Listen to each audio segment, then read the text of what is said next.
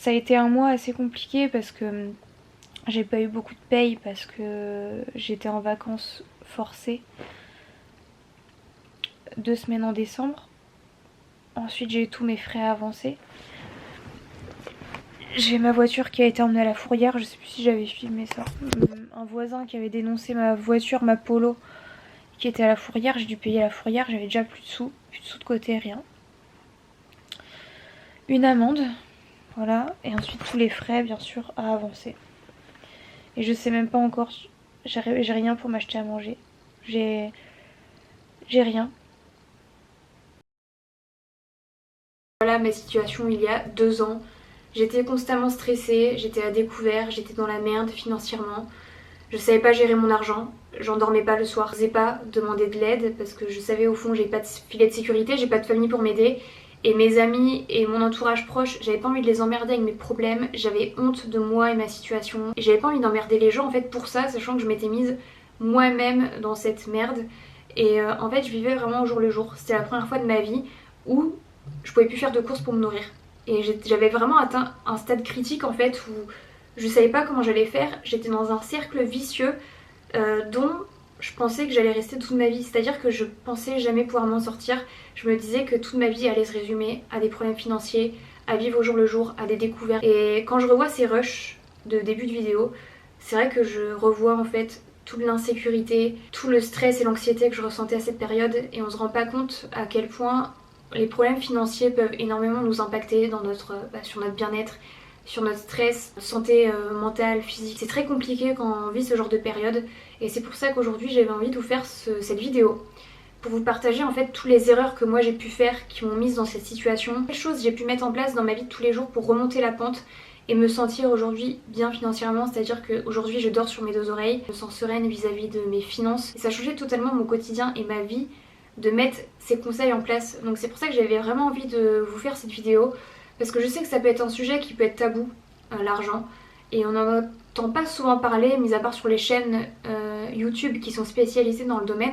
Mais moi je voulais vraiment vous partager mon expérience personnelle et ce que j'en ai tiré avec mes mots. Je sais que quand on est dans la vingtaine, quand on démarre dans la vie active, quand on commence à gagner son propre argent et qu'on doit gérer beaucoup de choses seul, on ne sait pas forcément par où commencer et on peut vite faire des erreurs et vite se mettre dans la merde et ne jamais en sortir en fait. Donc c'est pour ça que ça me tenait vraiment à cœur de faire cette vidéo. Donc j'espère à travers ce contenu aider des personnes qui sont dans une mauvaise passe en ce moment et vous redonner espoir aussi. Donc cette vidéo va parler principalement de la gestion de ses finances personnelles. J'ai pas forcément envie d'aborder le sujet de l'investissement parce que sur cette chaîne j'ai envie de parler des choses que je maîtrise et que je connais.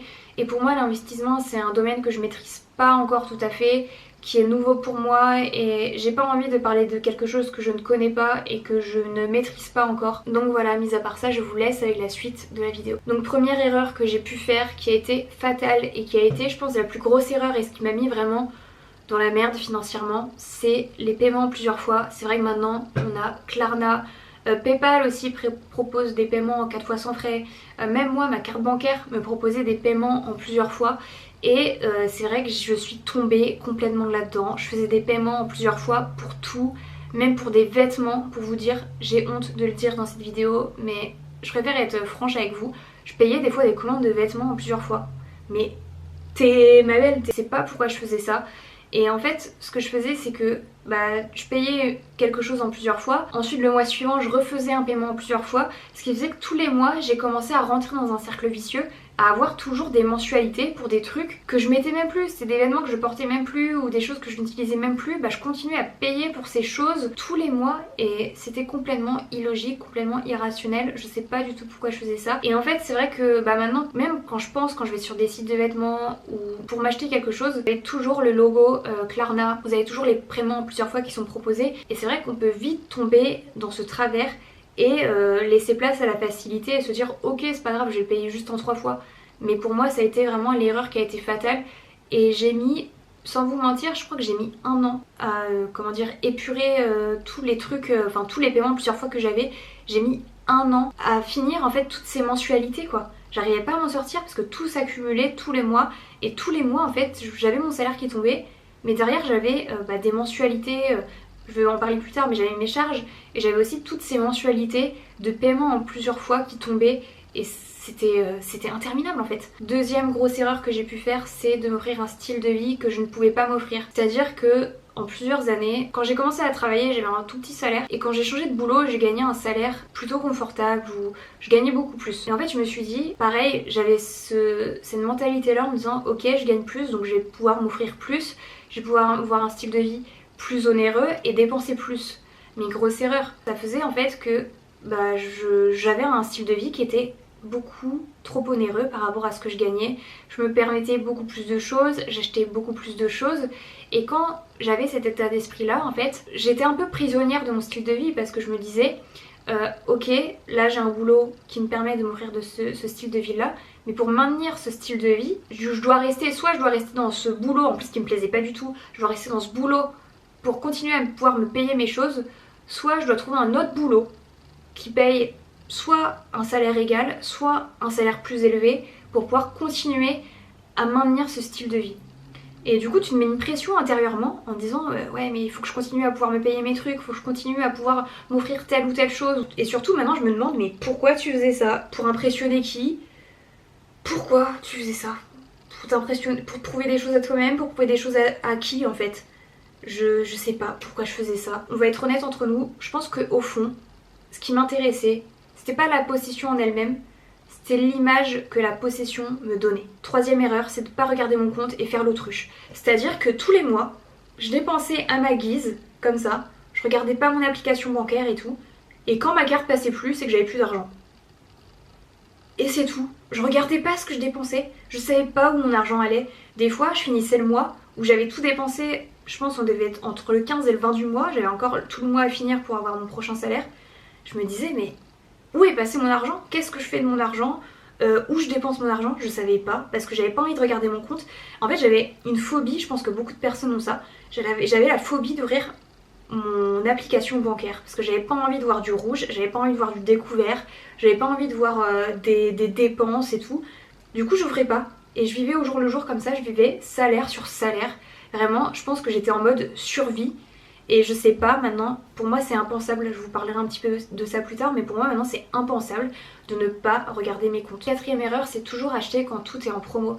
C'est vrai que maintenant, les marques sont très fortes en termes de marketing et te font sentir une sorte de FOMO et te disent en gros bah voilà on a telle promo, c'est une occasion à saisir et tout, si tu saisis pas cette occasion, t'auras pas l'article à ce même prix en fait, c'est vraiment une occasion unique à saisir. Moi quand je voyais des promos et tout, je me disais ok je suis obligée de prendre ce truc là parce que neuf il vaut 2 fois plus cher, je pourrais pas me l'offrir et tout, donc il faut que je prenne cet article en promo, il y a juste une promo dans l'année, c'est le moment et tout. Au fond t'as pas envie de rater cette opportunité, tu te dis ok il faut que je l'achète parce que j'aurais pas d'autre occasion de l'acheter, j'aurais pas d'autre opportunité d'avoir un prix aussi avantageux. En fait j'achetais des trucs que j'avais pas forcément besoin et je les achetais juste parce que c'était en promo. Sous prétexte que je faisais une bonne affaire, mais je dépensais au final quand même mon argent. Donc c'est complètement illogique. En plus de ça, vu que j'étais une acheteuse compulsive, je voyais un truc en promo, un truc qui me plaisait, mais un truc que j'avais pas forcément besoin, qui n'était pas dans ma wishlist et tout, je l'achetais quand même parce que je me disais mais c'est une occasion à saisir en fait, je dois l'avoir à ce prix là, il faut que je fasse cette affaire. Et cinquième erreur que j'ai pu faire, c'est de ne pas me payer en premier. C'est vrai que tous les mois, du coup j'avais mon salaire qui tombait, donc j'avais mes charges qui tombaient tous les mois, donc mon loyer, facture d'électricité, abonnement, assurance, crédit, j'avais toutes mes charges qui tombaient tous les mois. Et une fois que j'avais payé toutes ces charges, je me disais ok maintenant je vais me faire plaisir, j'ai travaillé ce mois-ci, c'est pour que je me fasse plaisir, c'est pour que je dépense mon argent, c'est pour que j'aille manger quelque part, c'est pour que j'aille m'acheter ce que j'ai envie et tout. Et au final, à la fin du mois, je me retrouvais avec rien de côté parce que pour moi j'avais cette philosophie en me disant en fait ok j'ai travaillé pour avoir cet argent, j'ai payé tout ce que j'avais à payer, maintenant il faut que je profite en fait. Au final je mettais des fois de côté mais je le reprenais aussitôt pour pouvoir me faire plaisir, donc aucune utilité vraiment. Donc voilà pour mes grosses erreurs que j'ai pu faire, en tout cas celles que j'ai retenues. Maintenant je vais passer aux conseils qui m'ont aidé à remonter la pente, mais avant de parler des conseils j'ai envie de rassurer toutes les personnes qui sont dans une situation financière compliquée, c'est que ça va prendre du temps de remonter la pente, vous n'allez pas tout régler en un claquement de doigts, ça va prendre du temps, il faut de la patience et de la persévérance. C'est vrai que moi personnellement j'ai mis 6 mois à m'en remettre. Je sais que selon votre situation, selon vos dettes, etc., Ça peut prendre plus ou moins de temps. Il y a des personnes ça va mettre des années, d'autres personnes ça va mettre juste un mois. Ça dépend vraiment de votre situation. Ce que je tiens à souligner, c'est qu'il ne faut pas culpabiliser si vous n'arrivez pas à remonter la pente en une semaine ou 2 semaines ou un mois. C'est que ça va prendre du temps. Et même moi au début je me disais mais je vais jamais m'en sortir, je vais mettre des mois à m'en sortir. Bah oui, tu vas mettre des mois à t'en sortir, mais tu vas y arriver. Et je pense qu'il faut garder quand même cet espoir et être optimiste entre guillemets, même si vous êtes dans une merde et que vous avez des dettes de ouf. Donc vraiment ce que je vous conseille, c'est peut-être facile à dire, mais c'est de déculpabiliser et de vous concentrer vraiment sur votre problème et de vous dire ok, là ma priorité c'est de régler ce problème financier pour dormir sur mes 2 oreilles le soir, c'est vraiment la priorité. Et être régulier en fait dans ces démarches et vraiment être très rigoureux, ça finira toujours par payer dans tous les cas, croyez-moi. Une première chose que j'ai mise en place quand j'ai voulu reprendre mes finances en main, c'est de faire un bilan, de faire un état des lieux. Donc j'ai trouvé un template sur Notion où en fait vous pouvez suivre toutes vos finances, je vous le mettrai en barre d'infos, il est gratuit. Et en fait ce que j'ai commencé à faire, c'est que dans la rubrique dépenses, dans le tableau dépenses, j'ai commencé à lister toutes les dépenses récurrentes que j'avais tous les mois. Donc c'est-à-dire loyer, crédit, facture téléphonique, abonnement Netflix, iTunes, abonnement de salle de sport. Vraiment, j'ai tout listé, toutes les choses que j'avais tous les mois qui tombaient. Et ça m'a permis de me rendre compte déjà que j'avais plein de choses que je payais tous les mois et qui ne servaient à rien. Par exemple, abonnement Netflix. Je regarde même plus Netflix, on le regarde avec le compte de mon copain. Par exemple, même mon assurance voiture. Je me suis dit, mais je paye énormément en fait d'assurance voiture. Je faisais pas gaffe. Et au final, j'ai réussi à négocier un contrat beaucoup moins cher avec une autre assurance. En fait, il y a plein de choses comme ça. Quand tu listes tes dépenses, tu te rends compte de plein de trucs et tu te dis, mais en fait, je peux avoir des choses pour beaucoup moins cher ou il y a des choses que je paye tous les mois que je n'ai pas forcément besoin. Et pareil, au niveau des revenus, du coup, je listais tous les revenus que j'avais. Donc par exemple, tous les mois, qu'est-ce que je gagne en fixe? Est-ce que je gagne des trucs en plus? Je sais pas, par exemple avec ma chaîne YouTube, avec Vinted ou vraiment des trucs à la con, je note vraiment tout ce que je peux gagner tous les mois en général et quel revenu j'ai en général tous les mois. Et ça m'a permis de voir déjà dans la balance qu'est-ce qui allait, qu'est-ce qui n'allait pas, surtout en termes de dépenses, ça m'a permis vraiment de voir ce qui n'allait pas dans mes dépenses. Je sais que c'est chiant, moi quand on m'avait dit ça au début, on me disait, quand j'étais dans la merde, on m'a conseillé de prendre un tableau Excel et de lister toutes mes dépenses. J'étais là, mais j'ai la flemme en fait, j'ai pas envie de faire ça et tout, c'est chiant. Mais je vous garantis que rien que de faire ça, de poser à plat toutes vos dépenses, vous allez voir déjà beaucoup plus clair sur ce qui se passe sur votre compte.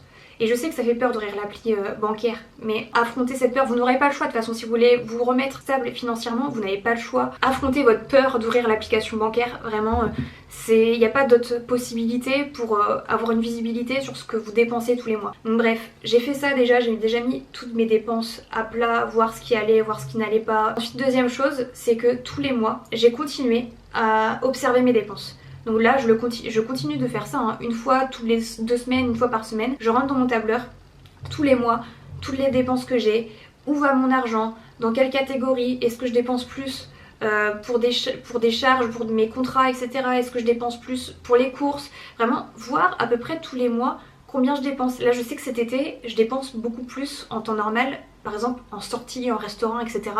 que en hiver.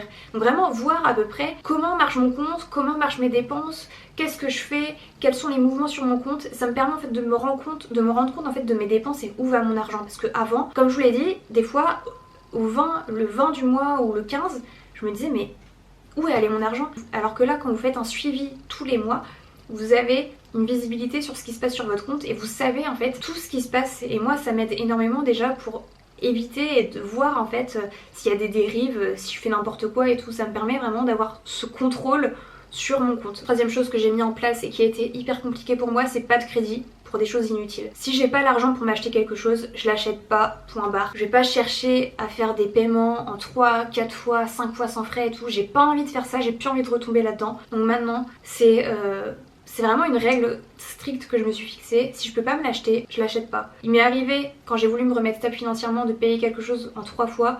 C'était pour une machine à laver, parce que c'était une nécessité. Mais sinon, je vais pas acheter des trucs qui ne sont pas utiles en plusieurs fois, parce que je vois pas l'intérêt. Et c'est ça en fait qui va me refaire plonger. Donc maintenant, j'arrête tout ce qui est paiement, Klarna, carte bancaire, Paypal et tout. J'ai arrêté complètement. Et si j'ai vraiment envie de quelque chose, je vais par exemple le mettre sur ma wishlist et je vais économiser spécialement pour cette chose qui m'intéresse et que j'ai envie de m'acheter. Mais je vais pas me mettre dans la merde et m'endetter pour quelque chose que j'ai envie. Cinquième chose, quand j'ai voulu me reprendre en main, c'est qu'en fait je me suis dit ok, il faut que je fasse des concessions. Là ma priorité c'est quoi? C'est de me restabiliser financièrement, c'est de rembourser mon découvert, rembourser mes dettes, ne plus avoir d'impayés, etc. Et du coup je me focus vraiment là-dessus avant de pouvoir m'acheter, me faire plaisir et m'acheter des choses. Donc là mon but c'était tous les mois de rembourser petit à petit mes dettes, mes découvertes. C'était vraiment juste ma priorité, me restabiliser financièrement. Ça peut paraître strict, mais je savais que j'avais besoin de ce cadre et en fait me dire ok, là ma priorité c'est rembourser mes dettes et tout, donc tu fais tout pour rembourser tes dettes et tu te feras plaisir après, c'est pas grave. Parce que je savais au fond que ma paix intérieure, le fait de te sentir en paix financièrement et te dire ok, j'ai plus rien à devoir, je peux dormir sur mes deux oreilles, pour moi c'était vraiment ma priorité numéro 1 de travailler là-dessus. Et je savais qu'en fait le fait de pouvoir travailler sur mon équilibre financier et rembourser mes dettes et tout, c'est ça qui allait m'apporter un certain bonheur, une certaine sérénité dans ma vie et ne pas avoir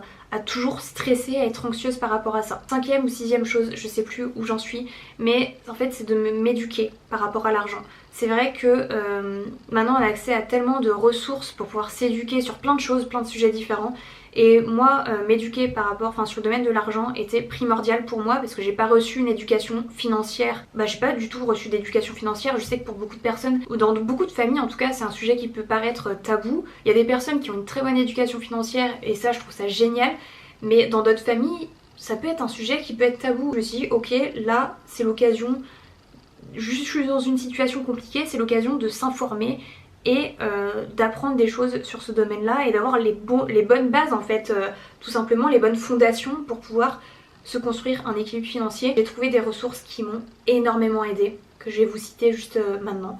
La première source, c'est le livre La psychologie de l'argent de Morgane Housel. C'est vraiment le livre que je peux vous conseiller si vous vous intéressez aux finances personnelles. Il parle aussi un petit peu d'investissement, de sa vision en fait de l'argent. Et je trouve que c'est un livre qui est tellement simple, bien expliqué, qui pose en fait les bonnes bases vraiment pour une bonne éducation financière. Je pense que c'est vraiment le meilleur livre que j'ai pu lire en tout cas jusqu'à présent sur l'éducation financière et que je trouve génial. Ensuite, il y a 2 chaînes YouTube qui m'ont énormément aidée. La première chaîne YouTube, c'est une anglophone, elle s'appelle Nisha. Elle fait plein de vidéos sur plein de domaines différents, pareil pour les débutants qui veulent gérer leurs finances, pour les personnes qui veulent investir, etc.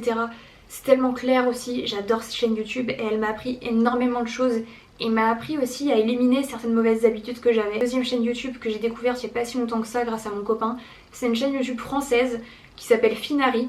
Donc là pareil, il parle de tout ce qui est finances personnelles et aussi investissement, crypto, etc. pour les personnes qui veulent s'intéresser à ce sujet-là.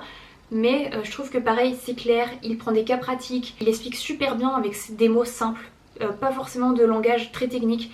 Et quatrième source que je trouvais intéressante d'inclure dans cette vidéo, c'est une mini-série sur Netflix qui dure une saison, c'est L'Art d'être riche avec Ramin Sethi. En gros c'est un coach en finances personnelles qui est reconnu dans ce milieu, qui va voir des personnes, c'est aux États-Unis, mais qui va voir des personnes du coup différentes, des couples, des personnes seules, et les aider à se restabiliser financièrement. Et je trouve ça super intéressant de voir vraiment en fait comment ils gèrent tous les cas et d'avoir des exemples de cas aussi, ça aide plus à se projeter et à voir quelle solution pourrait être adaptée pour nous, et je trouve ça super intéressant. Et il a fait un podcast aussi que je vous mettrai en barre d'infos où il parle justement de la gestion de ses finances personnelles, de sa vision de l'argent, etc. Enfin, je trouve ça génial. De toute façon je vous mettrai tout ça en barre d'infos. Ce sont vraiment des ressources qui m'ont aidé vraiment à reposer les bonnes bases pour bien repartir et aller vraiment vers mon équilibre financier et remonter la pente.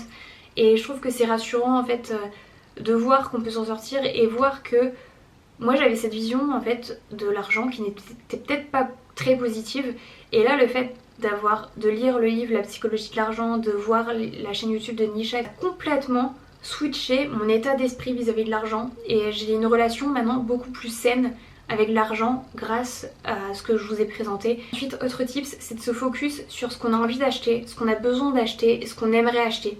Donc comme je vous l'ai dit, moi j'utilise pas mal le principe de wishlist. Par exemple quand j'ai envie de quelque chose et que je peux pas me l'offrir tout de suite, je vais le mettre dans ma wishlist. Et par exemple pour éviter tout ce qui est achat d'impulsion, etc., quand je vois quelque chose qui me plaît, je me dis mais est-ce qu'il est sur ma wishlist, est-ce que j'en ai vraiment besoin, est-ce que j'en ai vraiment envie. Poser des questions avant d'acheter quelque chose. Maintenant j'achète plus quelque chose par impulsion. Je me laisse minimum 24 heures ou 48 heures même de réflexion avant de m'acheter quelque chose ou de l'ajouter sur ma wishlist. Et petit conseil aussi pour mes courses, maintenant je fais toujours mes courses soit au drive. Ça m'évite de toujours, vous savez quand vous rentrez dans les supermarchés, vous avez toujours les promos qui sont affichés et tout. Donc ça m'évite déjà de succomber aux promos. Et ça m'évite aussi de pouvoir dériver, d'acheter des petites choses en plus de ma liste de courses. Donc j'aime bien faire des drives. Ou sinon, quand je vais faire mes courses en magasin, j'ai une liste précise de ce que j'ai besoin, de ce que j'ai envie et de ce que je dois prendre en fait pour mes courses. Et ça m'évite de dériver et de prendre 20 trucs en plus sur ma liste de courses que je n'avais pas forcément besoin et que je n'avais pas noté sur ma liste. Autre tips hyper important pour moi, c'est de me créer un fonds d'urgence. C'est vrai que dans le rush que je vous ai montré au début de vidéo, en fait ma voiture personnelle, parce que j'avais une voiture de fonction commerciale, mais j'avais ma voiture personnelle qui avait été emmenée à la fourrière et j'avais pas de quoi payer la fourrière. Même le taxi pour m'emmener à la fourrière, j'avais pas de quoi le payer. Et si j'avais eu un fonds d'urgence pour justement pallier à tout ça et m'aider justement dans cette galère, bah ça aurait tout changé tout simplement. Donc avoir un fonds d'urgence, je trouve que c'est hyper important et ça je l'ai appris notamment dans le livre La psychologie de l'argent parce que on sait pas ce qui peut se passer dans notre vie, on peut perdre un boulot, on peut avoir un problème avec sa voiture, on peut avoir plein de choses et le fait d'avoir un fonds d'urgence pour justement ce genre de situation va nous rassurer et va nous aider pour ce genre de situation. Alors que si on n'a rien pour pallier à ça, bah vous perdez votre boulot, comment vous faites pour vous financer? Certes on a le chômage et tout en France, mais on sait pas. On sait pas ce qui peut se passer dans notre vie. Vous avez un problème avec votre voiture, vous devez la réparer et je sais pas, votre assurance ne rembourse pas suffisamment pour les réparations, comment vous faites? Donc vraiment avoir un fonds d'urgence pour moi ça a tout changé et ça me rassure. C'est vrai que je me dis que j'ai de l'argent au cas où il se passe quelque chose. Autre chose qui a totalement changé dans ma manière de consommer, surtout en termes de vêtements, c'est la garde-robe capsule. Donc pour ceux qui connaissent pas la garde-robe capsule, en gros c'est un ensemble de pièces basiques que vous allez avoir dans votre dressing.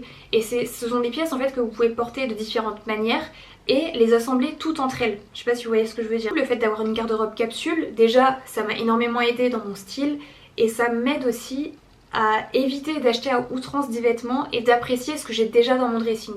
Et ce que je fais aussi avec la garde-robe capsule, c'est que du coup maintenant j'ai plus privilégié la qualité à la quantité. Donc je vais privilégier des vêtements de bonne qualité qui vont me tenir dans le temps plutôt que d'acheter des vêtements que je vais porter juste une fois pour une soirée ou pour un mariage et que je vais jamais reporter ensuite. Vraiment, la garde-robe capsule pour moi ça a tout changé en termes de consommation. Je sais plus du tout au combienième type je suis, je pense que je noterai les numéros ici, mais c'est d'unfollow toutes les personnes qui prônent la consommation à outrance. C'est vrai que j'ai supprimé TikTok en grande partie à cause de ça parce que comme je vous l'ai dit je suis une ancienne acheteuse compulsive et il se peut que mes anciens démons se réveillent, surtout avec TikTok. Quand tu vois par exemple toutes les filles, vous avez des influenceuses qui partagent plein de trucs, leurs achats Amazon et tout, moi j'adorais ça, j'adorais acheter des petits gadgets et tout. Et du coup ça me faisait consommer toujours à outrance etc. Ou même par exemple les trends. Il se peut que des fois j'achetais quelque chose juste parce que c'était à la mode et c'était pas quelque chose qui me plaisait forcément. Et du coup je me retrouvais souvent avec plein de vêtements que je mettais plus ou plein d'objets que je portais, que j'utilisais plus. Et du coup là le fait déjà d'avoir ma garde-robe capsule ça m'aide énormément. Supprimer toutes les personnes qui prônent la consommation à outrance ça m'a aidé aussi énormément et je ne suis plus du tout tentée à consommer pour tout et n'importe quoi. Il y a quelque chose aussi qui m'a énormément aidé, c'est de me désabonner des newsletters. Ça prend du temps, c'est chiant, mais vraiment, vous vous sentez tranquille après ça parce que on reçoit tellement de newsletters. Je sais pas, vous avez fait un achat sur une boutique en ligne que vous aimez bien et tout. Après vous allez toujours recevoir plein de newsletters sur les promos du moment etc. Et ça peut tellement être tentant de consommer. Donc vraiment moi j'ai enlevé tous les abonnements du newsletter, ça m'a pris du temps de faire ça. Je pense que j'ai enlevé 90%, 95% des newsletters que j'avais. Autre chose que je fais aussi pour limiter tout ce qui est achat d'impulsion, c'est quand il y a quelque chose qui me fait de l'œil, si j'ai envie de l'acheter, je regarde mon téléphone, j'ouvre mon application bancaire, je regarde mon compte et je me dis est-ce que cet achat va m'impacter? Est-ce que j'ai vraiment besoin de l'acheter? Est-ce que j'ai vraiment besoin de cette dépense là sur mon compte? Est-ce que je vais pouvoir tenir en faisant cette dépense? Vraiment réfléchir cet achat et de me dire aussi est-ce que j'aurais pas une alternative déjà existante dans ce que j'ai déjà pour cet achat? Enfin par exemple je sais pas, j'ai envie d'une robe pour un mariage, j'en vois une magnifique et tout. Est-ce que j'ai déjà pas une robe dans mon dressing qui pourrait me servir pour le mariage? C'est vrai qu'avant dès que je voyais un truc qui me plaisait, je je l'achetais quoi. Je me privais de rien parce que je me disais bah j'ai travaillé pour, j'ai gagné cet argent, c'est mon argent, j'ai envie de le dépenser. Dernier tips pratique qui m'a servi aussi, qui m'a aidé à limiter en fait tout ce qui est achat d'impulsion, c'est de supprimer les applications de e-commerce. Donc par exemple, je me souviens que j'avais Asos avant en application et c'était tellement traître parce que des fois tu vas sur l'application, tu regardes les nouveautés, tu regardes les trucs qui sont de retour en stock, des fois ça t'envoie des notifications pour les promotions et tout. Et du coup t'es tellement tenté de tout acheter, même pour Zara. Des fois, il y a une période, il y a quelques années, j'avais l'application Zara. Du coup je regardais toujours tout ce qu'il y avait, les nouveautés, etc. Et du coup t'es toujours tenté à consommer. Donc maintenant j'ai plus du tout d'application de e-commerce, peut-être à part Amazon. Ouais, j'ai juste Amazon. Je pense que j'ai fait le tour de cette vidéo. J'espère qu'elle a pu aider certains d'entre vous. En tout cas, je tiens encore à souligner que vous n'êtes pas seul si vous avez des problèmes financiers. Ça arrive, surtout quand on est dans la vingtaine et tout. Bah, il se peut que bah voilà, on part sur de mauvaises bases et c'est normal. Et en tout cas, je peux que vous conseiller de vous reprendre en main. Ça prend du temps, mais chaque petit pas, chaque petit avancement est une victoire, on va dire. N'hésitez pas à me dire en commentaire d'ailleurs si vous avez d'autres conseils supplémentaires ou même si vous avez un retour d'expérience à faire, n'hésitez pas à me l'écrire en commentaire, ça me ferait trop plaisir de vous lire. Et même je pense que ça pourrait aider aussi à d'autres personnes qui liront les commentaires. Dernière chose à retenir, c'est que ne vous comparez pas, surtout pas, aux personnes sur les réseaux sociaux. Parce que sur les réseaux sociaux, il y a un truc que je discutais avec ça avec une amie, mais tout le monde paraît riche, tout le monde part en vacances, tout le monde est bien sapé. Les réseaux sociaux ne sont pas la vraie vie. Donc voilà, je tiens à souligner, parce que c'est vrai qu'on peut vite se sentir, on peut vite se comparer et c'est très malsain. Bref, n'hésitez pas à aimer la vidéo si elle vous a plu, à vous abonner si mon contenu vous plaît, si vous souhaitez continuer à voir d'autres vidéos sur ma chaîne. Puis voilà, je vous fais des bisous, à très vite dans une prochaine vidéo. Salut guys!